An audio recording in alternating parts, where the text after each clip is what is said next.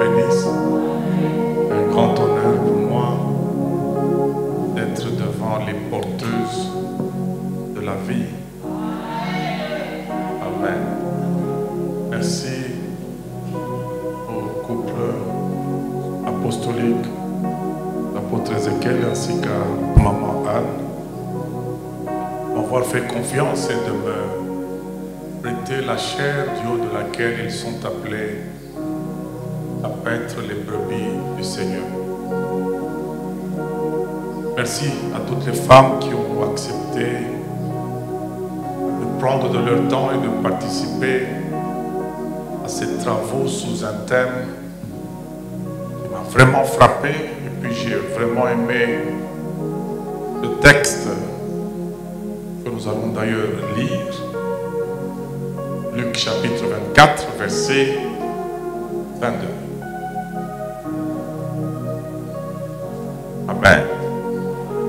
Il est vrai que quelques femmes d'entre nous nous ont fort étonnés, s'étant rendus de grand matin au sépulcre. Nous acclamons la parole du Seigneur. Amen. Sur le plan historique ici, les questions d'aller attester la résurrection de Christ. Bien sûr que les femmes y allaient pensant que Christ était encore dans la tombe parce qu'elles y allaient avec des aromates, n'est-ce pas? Quoique elles avaient en leur esprit que Christ n'est pas ressuscité, mais au moins elles ont eu le courage d'y aller. Amen. Sachez que dans la vie, le plus grand défi, ce n'est pas de réussir tout ce qu'on veut réussir, mais c'est d'abord de réussir à le commencer. Si tu ne réussis pas à commencer, tu as tout échoué. Celui qui réussit à commencer, même s'il ne réussit pas ce qu'il a commencé, au moins il est qualifié parce qu'il a réussi à commencer. Amen. Alors je voudrais traiter avec vous cette grande question qui tourne autour du leadership de la femme. Amen. Entendez leadership par un petit résumé. On ne va pas rentrer dans les définitions de tous ces éminents professeurs, ces éminents conférenciers. Limitons-nous simplement à parler de la capacité qu'il y a dans la femme à exercer l'influence. Amen. Entre autres, la capacité qu'il y a dans la femme à ne pas subir les mauvaises influences,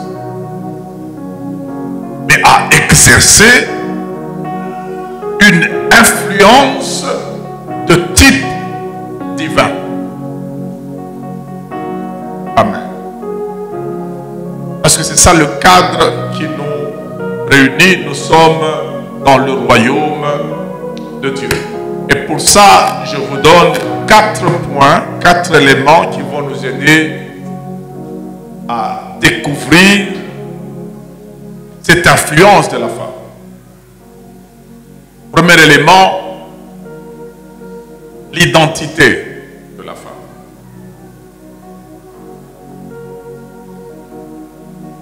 Deuxième élément, les capacités de la femme. Amen. L'identité de la femme, les capacités de la femme.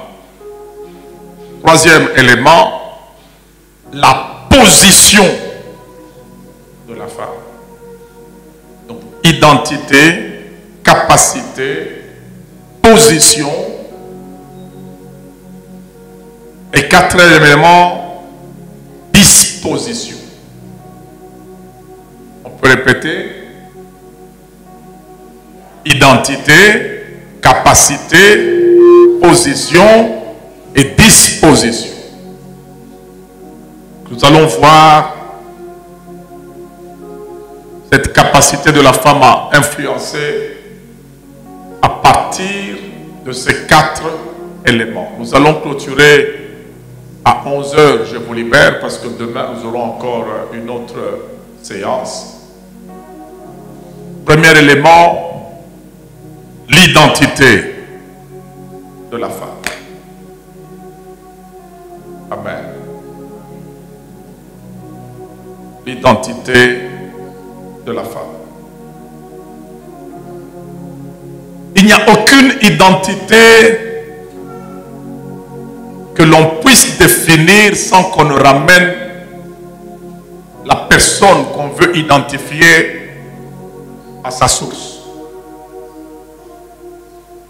Amen. Toute identité ne commence pas avec la personne qu'on identifie. Ça commence par la source qui a été le point de départ de cette personne. C'est pour ça que dans votre identité, on commence par père, mère. Vous êtes enfant de... Amen.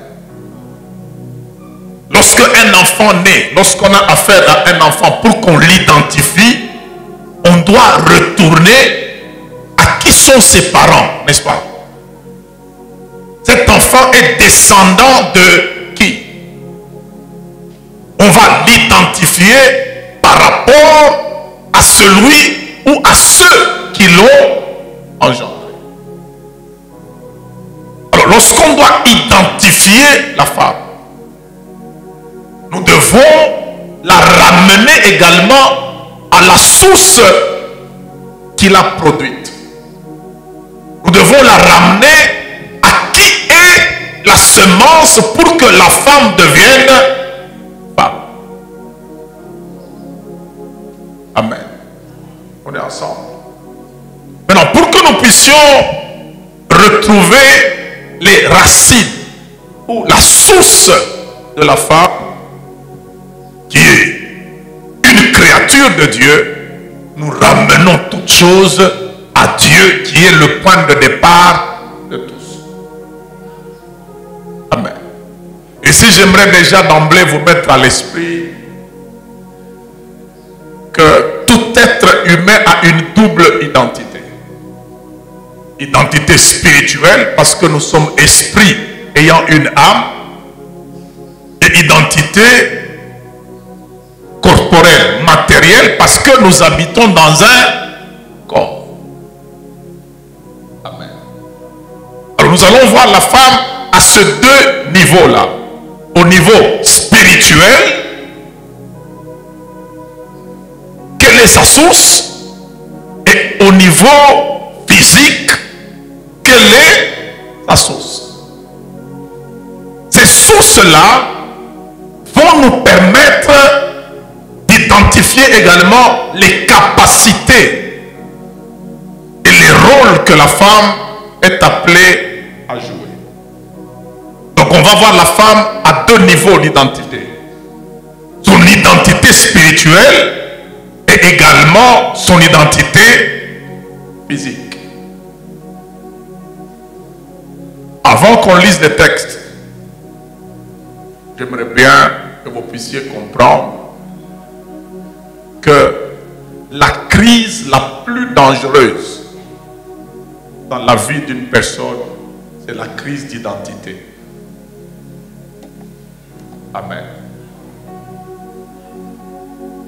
Lorsqu'on ne sait pas qui on est,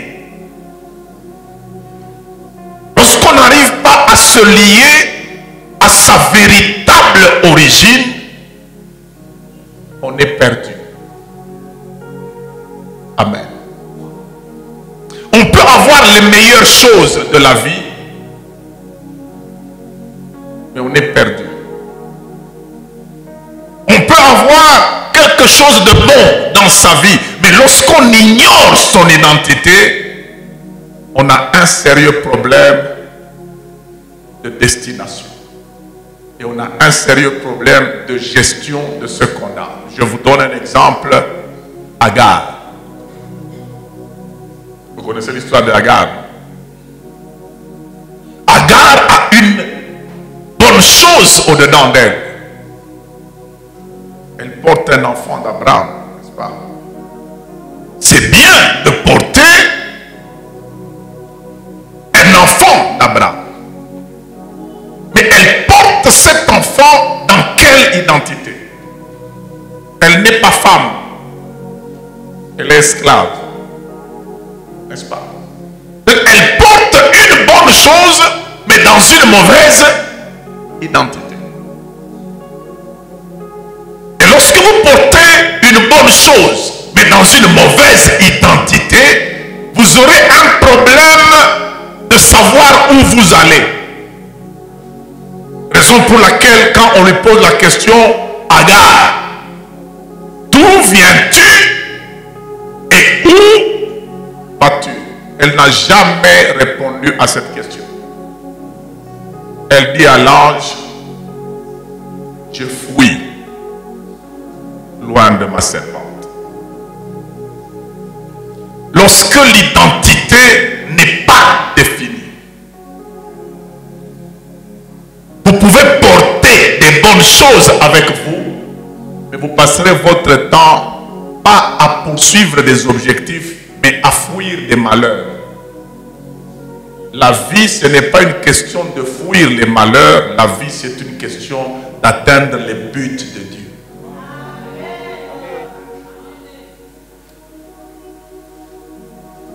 Là, je parle aux femmes. Surtout quand l'âge de se marier commence à arriver. Il y en a qui ne se marient pas parce qu'il y a des buts à atteindre, mais qui se marient parce qu'il faut fuir le célibat. Là, ce sont des mariages agariques. Comme Agar.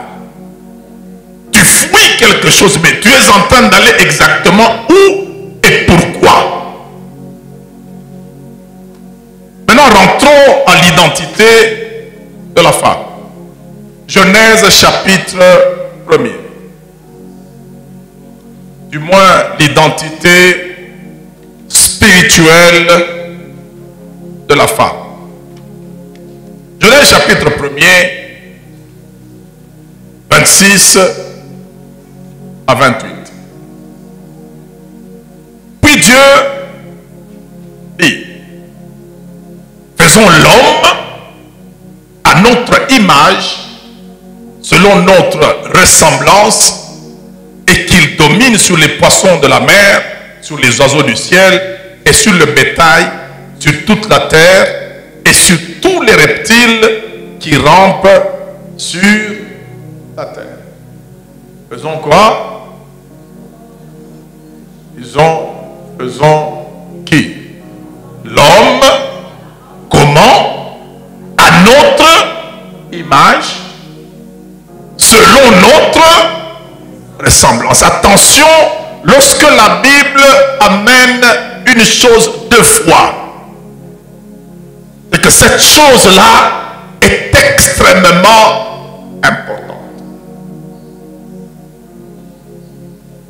La réussite de Dieu, c'est de ne pas faire l'homme, mais c'est d'avoir fait l'homme selon son image et à sa ressemblance. Donc l'identité que Dieu accorde à la créature qu'il va avoir, ce n'est pas tout simplement l'identité homme, c'est l'identité homme selon l'image de Dieu et à la ressemblance de Dieu.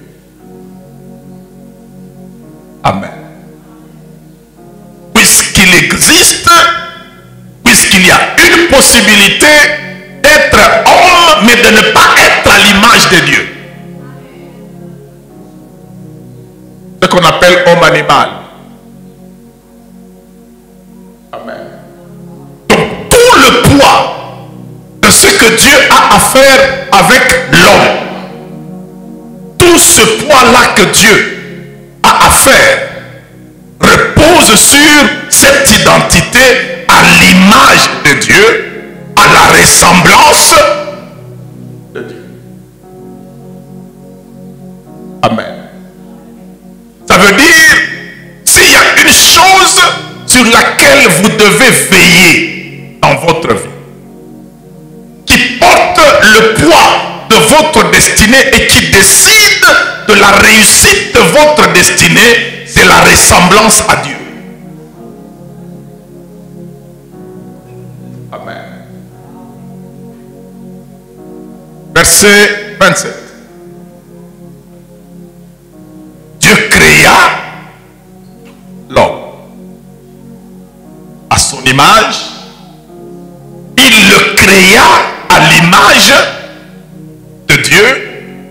Il créa l'homme et la femme.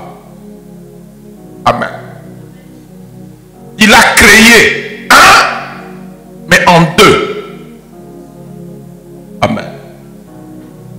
Ce un-là, l'homme, c'est un double masculin, féminin, que Dieu appelle son image. On est ensemble. Et ici, si je vous ai dit que nous allons parler d'abord de l'identité spirituelle, la création de l'homme masculin et de la femme, ça ne se passe pas ici dans le domaine visible.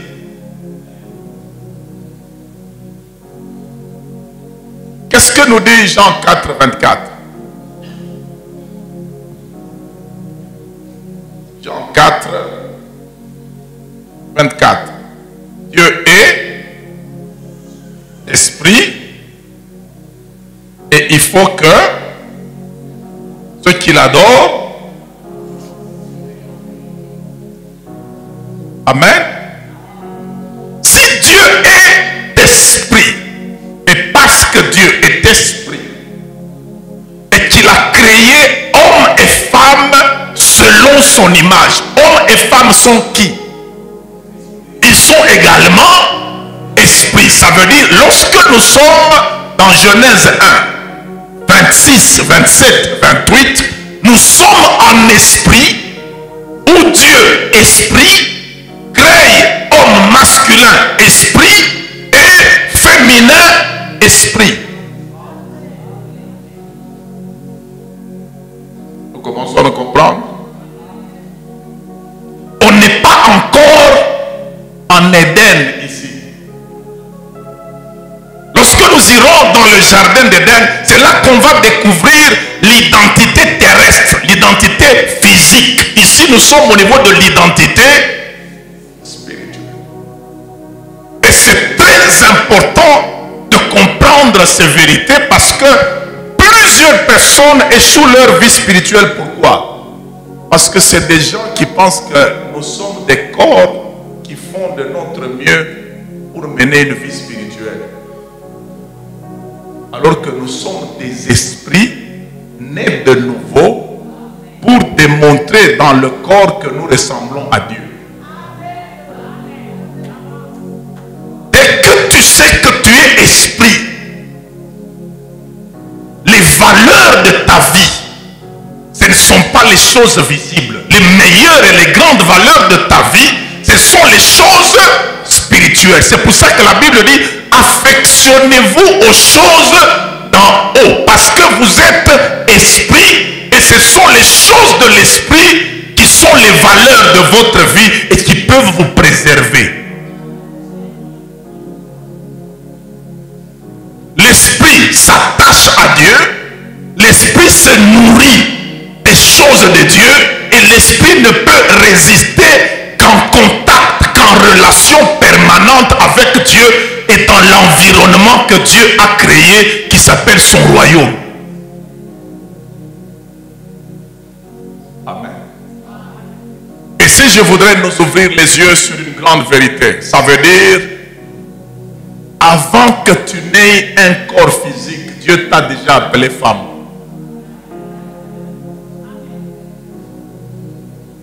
Parce que les corps physiques ne sont pas créés ici. Les corps physiques sont créés sur la terre lorsque Dieu commence par prendre la poussière de la terre et il fait le premier corps de l'homme masculin.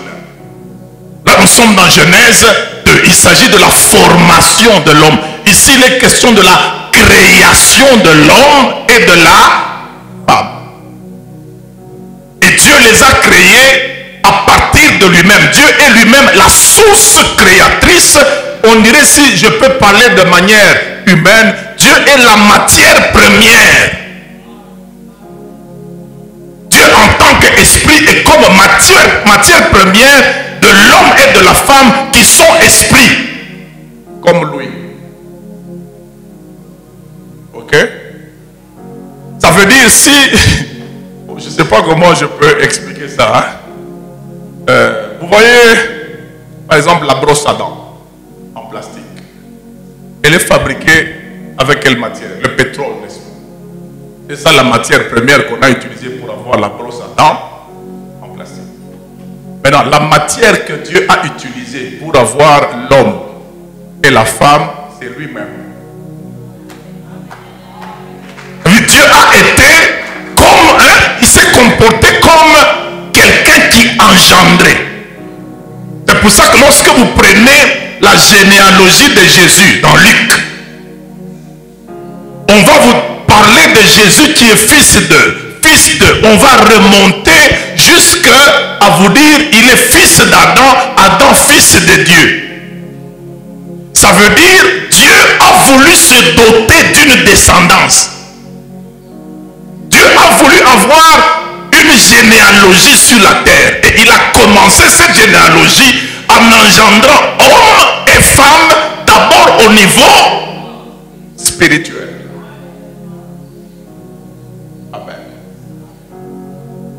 Et ça a des conséquences sur les capacités, sur la position et sur les dispositions. Amen. Au niveau de la création en tant qu'esprit, hommes et femmes, les deux ont reçu la même parole, la même bénédiction, le même mandat. Dieu les bénit et Dieu leur dit: soyez féconds, remplissez la terre et l'assujettissez, dominez sur les poissons. Ça veut dire, en tant qu'esprit, femme, il y a en toi une semence de bénédiction de dominer sur la terre. Ton esprit a été doté de ça. Ça n'a pas été donné à l'homme masculin seulement. Ça a été donné aux deux le même jour avec la même parole.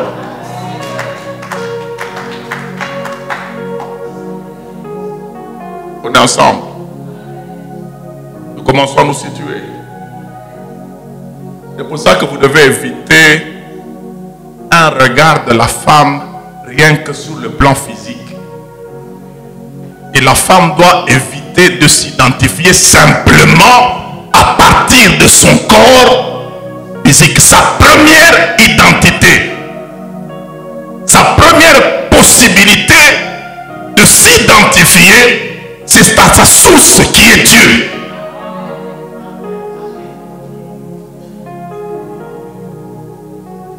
Ensemble, nous commençons à nous comprendre.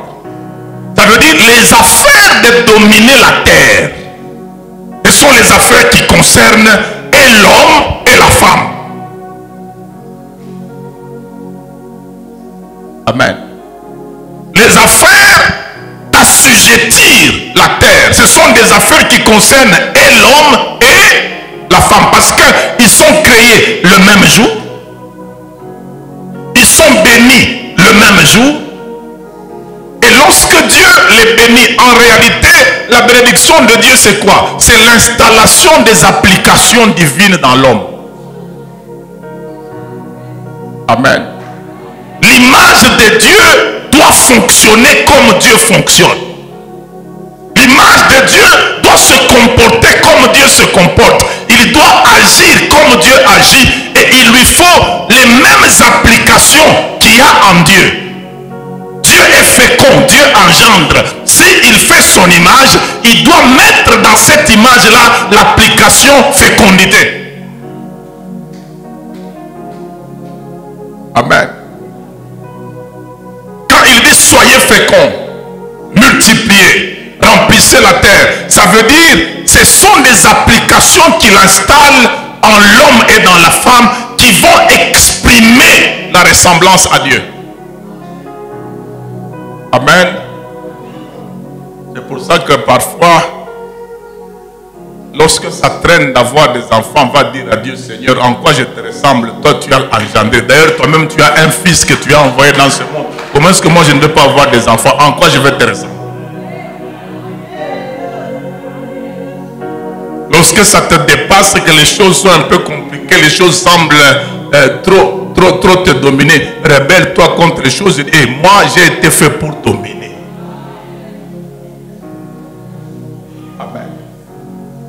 Il y a des implications à s'identifier à Dieu. Vous devez savoir, homme comme femme, il y a en vous les capacités et la position de dominer sur la terre. Ici, nous sommes au niveau spirituel, hein? On n'est pas encore descendu. Amen. Ça veut dire que ce qui fait de vous femme, ce n'est pas votre corps physique. Vous êtes femme avant d'avoir un corps physique différent de celui de l'homme. Avant que Dieu ne vous donne ce corps avec les mamelles, avec des longs cheveux, il vous appelle déjà femme. Homme et femme, il les créa. Alors qu'on n'est pas encore dans la formation, mais Dieu parle déjà homme et femme. Ça veut dire ce qui est de féminin au-dedans de vous, ce n'est d'abord pas votre corps, c'est avant tout votre esprit. Ok? Je peux pousser plus loin. Est-ce qu'on se comprend? Parce que souvent, qu'est-ce que nous disons? C'est quoi une femme? C'est le contraire de l'homme. Si ce n'est que par rapport à ça, nous sommes très limités. C'est qui une femme? C'est une ressemblance à Dieu. Ça doit d'abord vous renvoyer à ça. Qui êtes-vous? Je ne suis d'abord pas le contraire de l'homme. Je suis avant tout une ressemblance à Dieu. Et dans ma ressemblance à Dieu, je suis chargé de jouer les rôles que Dieu joue. Amen. Parce que quand vous prenez Dieu, Dieu joue beaucoup de rôles, hein? N'est-ce pas? N'est-ce pas que Dieu est notre Père? Mais Dieu est notre mère aussi parce qu'il nous engendre. La Bible dit que nous avons été engendrés. Par qui? Par Dieu. Maintenant, qui engendre? C'est le père ou la mère? C'est la mère qui fait des opérations d'engendrement. C'est la mère qui porte la semence. Et c'est la mère qui transmet, qui introduit l'être dans le monde. Donc il y a en Dieu des rôles paternels, il y a en Dieu des rôles maternels, et il y a même en Dieu des rôles filiaux, parce qu'on a Jésus, Fils. Qui est Dieu. On est ensemble. Maintenant, lorsque la femme doit se distinguer, elle doit aller voir en Dieu lorsqu'il est dans ses rôles maternels. Vous comprenez? Identifier Dieu lorsqu'il est dans ses rôles comme une mère. pour ça que vous avez dans la Bible des paroles du genre, si la mère abandonnait son enfant, l'Éternel ne t'abandonnera jamais. Et regardez très bien qu'il n'y a pas plus scandaleux lorsque un couple commence à se séparer qu'une mère qui dit qu'elle laisse ses enfants. C'est scandaleux, une mère qui se détache d'enfants, n'est-ce pas? La plupart des gens se posent toujours la question, mais c'est quel genre de femme qui laisse les enfants et qui s'en va?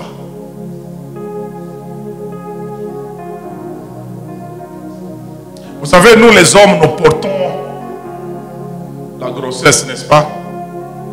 On ne la porte pas sous forme de poids. Nous la portons sous forme de liquide. Parce que vous dites qu'il m'a engrossé. Ça veut dire qu'il avait la grossesse, c'est ça qu'il t'a donné. Mais nous, nous la portons sous forme de liquide. Mais lorsque la femme prend ce liquide-là,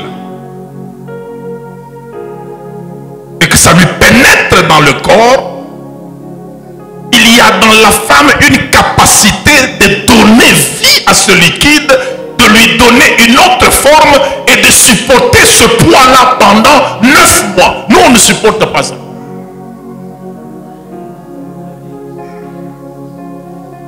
Donc, les liens entre nous et nos enfants commencent lorsque l'enfant sort.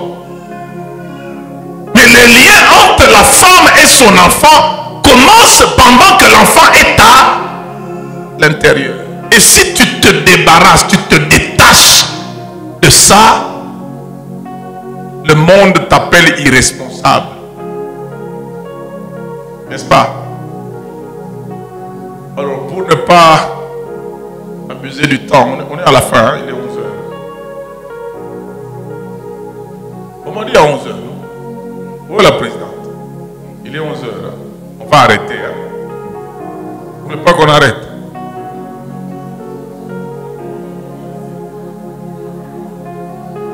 Elle m'a dit à 11h. Moi, je suis respectueux de l'heure.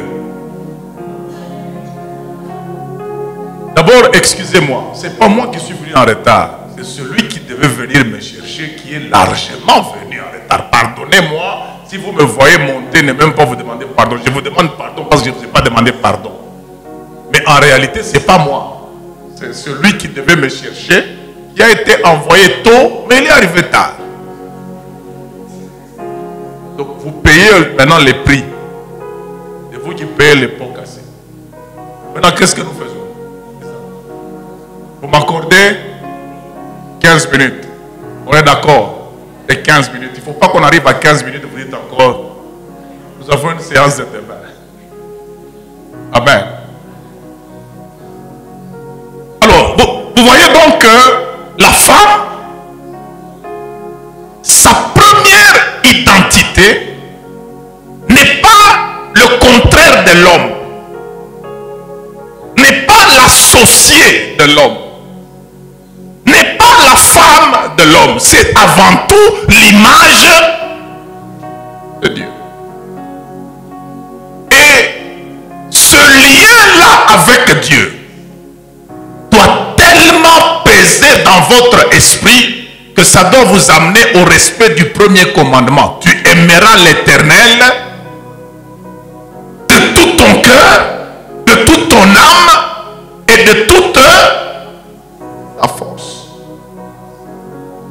Amen. On est ensemble. Ah, tu aimeras ton mari de toute ta force, de tout ton cœur.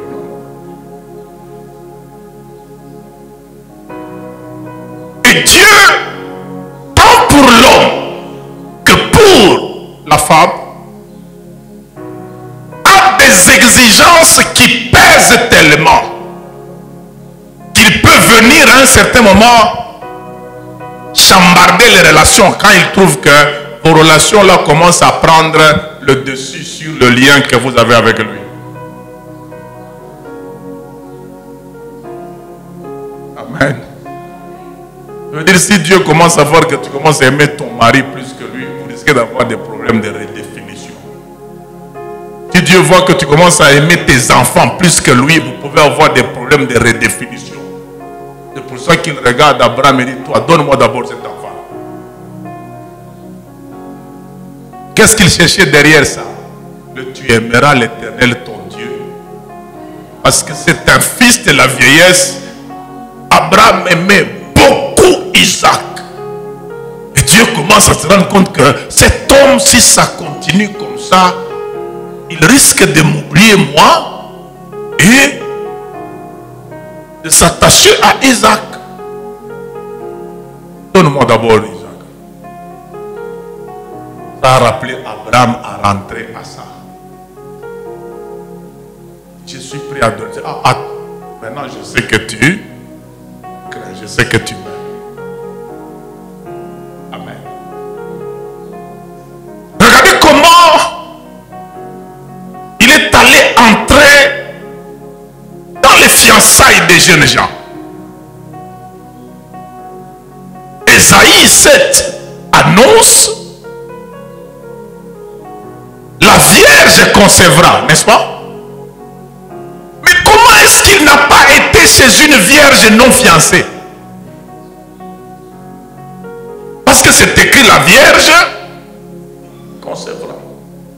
Ça veut dire Marie avait toutes les possibilités de dire à Gabriel, Gabriel, ne sois pas aussi rapide à me dire, je te salue toi à qui la grâce a été faite. Est-ce que tu ne peux pas t'asseoir qu'on en parle d'abord?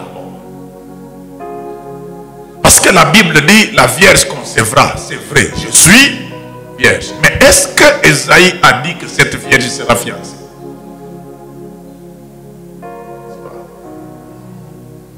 Elle pouvait donner ces arguments-là, n'est-ce pas?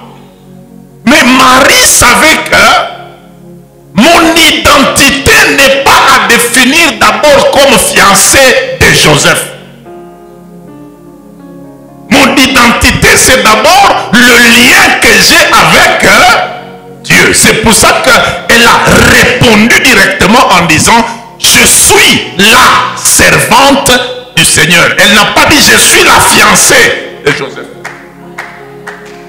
Elle s'est directement liée à sa source spirituelle et elle a récupéré le plan. N'entre pas dans les choses de Dieu comme un être dérivé en train de suivre les promesses d'un mari. Toi, tu n'as pas de promesses à toi.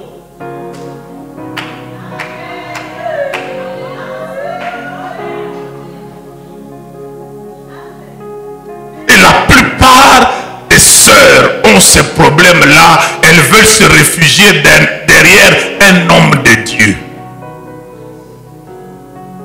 Il n'y a que lui qui est homme de Dieu. Toi, tu n'es pas femme de Dieu. Toi, tu es femme de l'homme.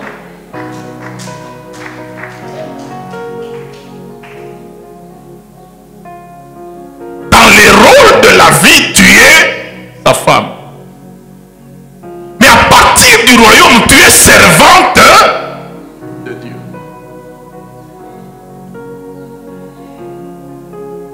Raison pour laquelle tu dois apprendre à chercher Dieu par rapport à ton identité spirituelle, et c'est ça qui va te mettre en position de bien jouer ton rôle aux côtés d'un homme.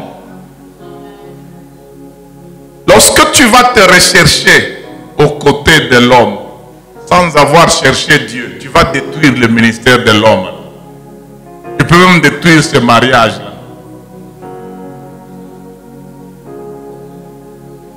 Et le fait que Marie ait accepté de payer un prix fort, d'adhérer à un plan qui mettait en danger sa relation avec son fiancé, il y a eu des bénéfices à cela.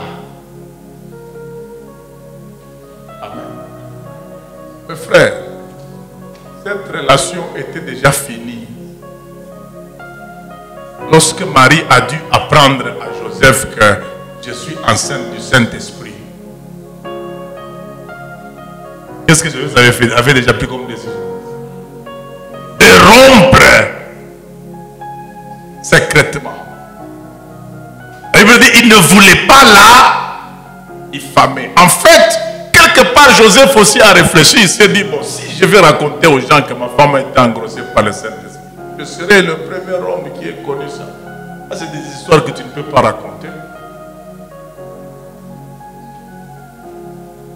Parfois, vous qui devez rompre là, vous qui rompez, est-ce que vous ne pouvez pas rompre élégamment?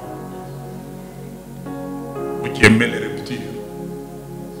Ça ne peut pas se faire avec élégance, comme Joseph. Pour que tu refuses quelqu'un, il faudrait que tu ailles publier sur la terre entière combien lui il est mauvais. Toi, tu es bon. Toi, le bon, comment tu as fait un mauvais choix?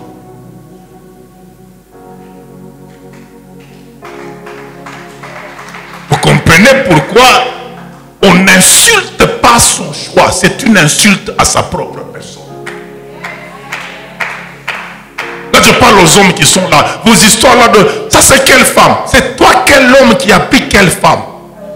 Si tu étais vraiment l'homme qu'il fallait, tu n'allais pas prendre cette histoire-là. Tu étais tellement insensé que tu ne pouvais trouver que ça. Si tu étais sage, tu n'allais pas trouver ça. Alors tout ce que tu as à faire, c'est toi seul. Assume ton choix.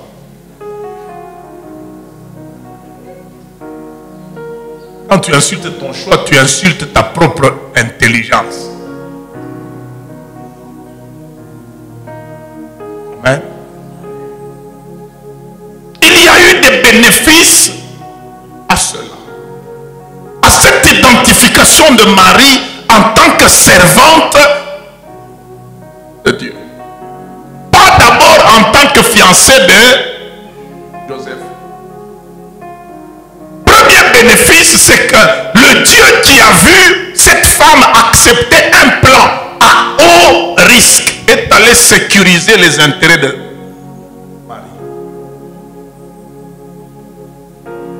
Joseph n'a pas prié, lui il voulait rompre. Mais l'ange, il a fait un songe. Dans un songe, je n'ai venu lui dire, messieurs, il ne faut pas arrêter cette histoire. Celui qu'on porte là, c'est ton sauveur à toi. Il va sauver l'humanité. Amen.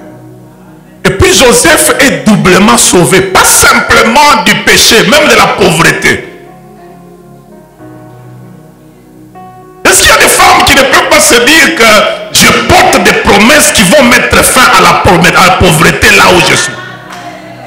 Adhère un peu à cette identité-là en tant que servante de Dieu, à l'image de Dieu, porte les promesses de Dieu pour impacter ton milieu social et que tu apportes la richesse dans ce milieu-là.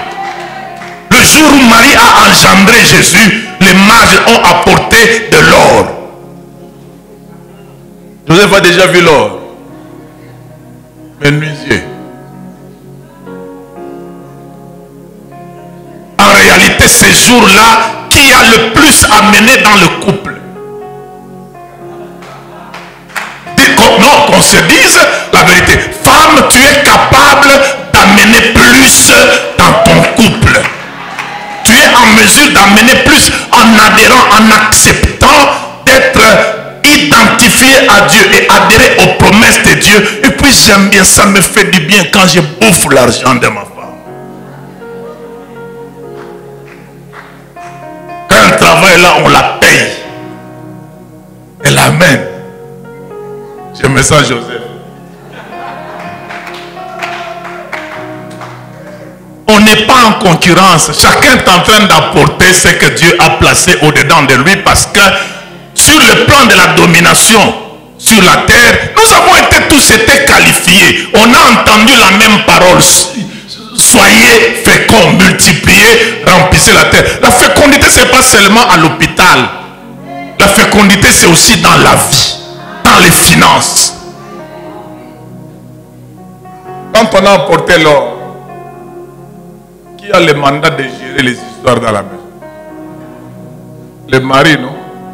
Pendant que Marie portait Jésus, Joseph mettait l'or dans les coffres. Écoutez, ce n'était pas n'importe qui, c'est des rois. Donc, ils n'ont pas amené n'importe quelle qualité, n'importe quelle quantité.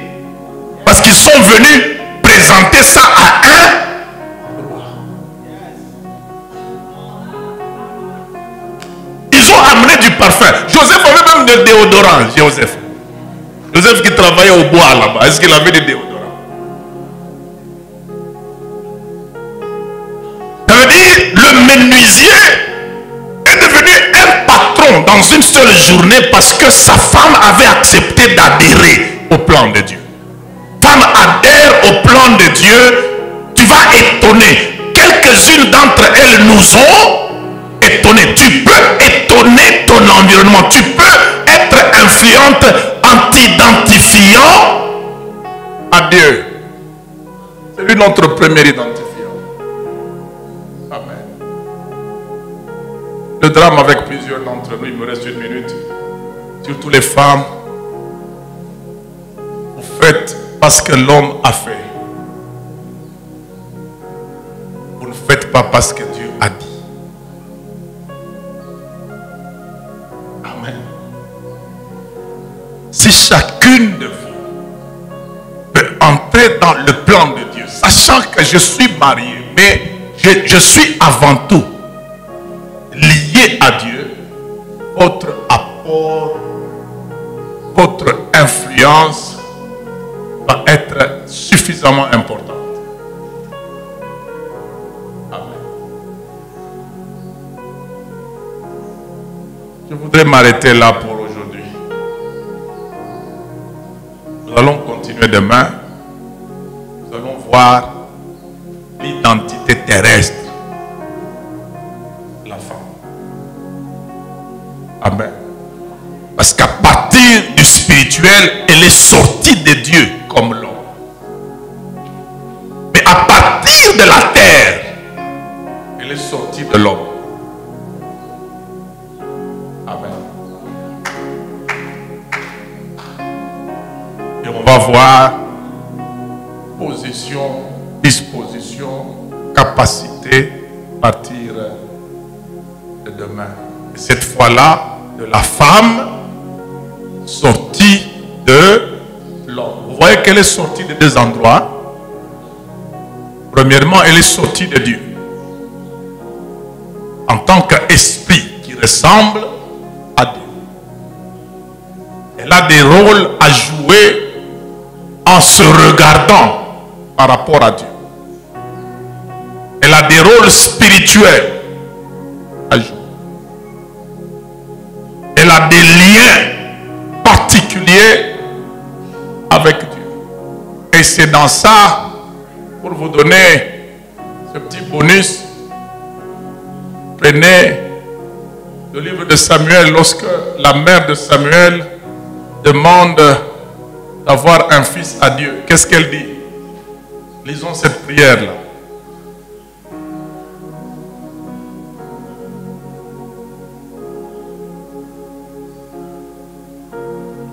Amen.